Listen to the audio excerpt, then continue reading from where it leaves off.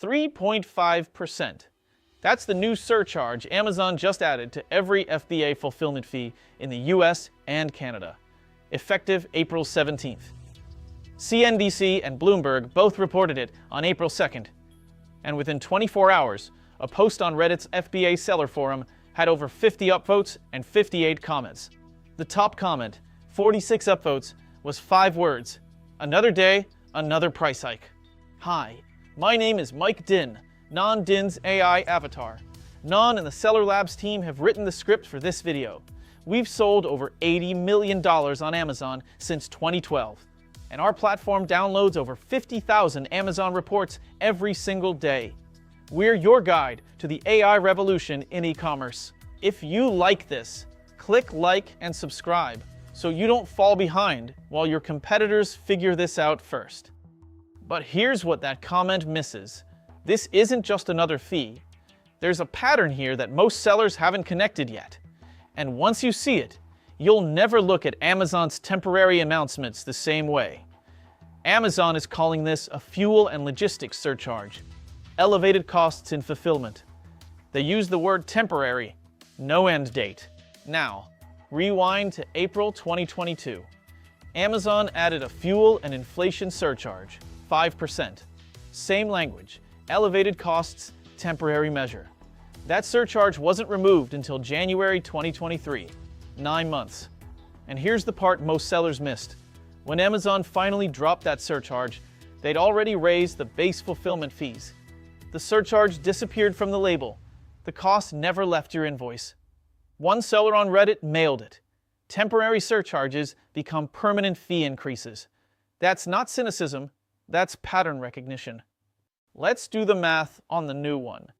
Amazon's own calculation puts the average impact at 17 cents per unit for standard size FBA products in the US.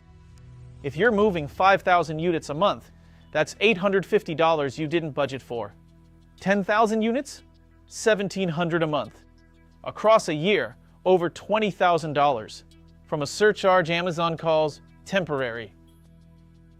And here's a detail that should bother you. Europe is getting a different rate, 1.5%. The UK, Germany, France, Italy, Spain, Poland, Netherlands, all 1.5. The US and Canada get 3.5, more than double. Amazon didn't explain the difference. Supply Chain Dive confirms no end date has been provided for either rate. So, the surcharge hits different regions differently, has no defined end date, and has a 9-month precedent for temporary, meaning something else entirely. But here's the thing nobody in that Reddit thread talked about. How did you find out about this surcharge? If this is the kind of insight you want for your business, hit subscribe. We do this every week. If the answer is Reddit, a YouTube video, or someone mentioning it in a group chat, that's the deeper problem, not the 3.5% itself. The real cost is what you miss between fee changes, the weeks where your margins shift, and nothing in your current setup flags it. Amazon's fee schedule page is buried in Seller Central. It doesn't notify you when fees change. Your dashboards show you today's numbers, but they don't compare today's fees to last month's fees and tell you why the difference exists. You'd have to know something changed, know where to look, and do the comparison yourself. That's where the gap is, and it's the gap Claude Code was built to close. Connect Claude Code to your Amazon data through an MCP server. Your sales data, your fee data, your margins, all accessible to an AI that can actually do something with the numbers. Tell it, track my FBA fees by SKU. When any fee changes by more than 2%, show me which products are affected and what it does to my margin. It remembers, it checks, and when this surcharge hits your account on April 17th, it tells you the morning of, not 3 weeks later when you notice your profit dipped and can't figure out why. One prompt. Pull my top 50 SKUs by volume. Calculate my margin before and after this 3.5% surcharge. Flag anything that drops below 15%. 30 seconds. The answer covers every product that matters. No spreadsheet, no manual fee comparison, no finding out from Reddit. Set that same check to run every Monday morning before you start your week. One setup. Every week you get a report.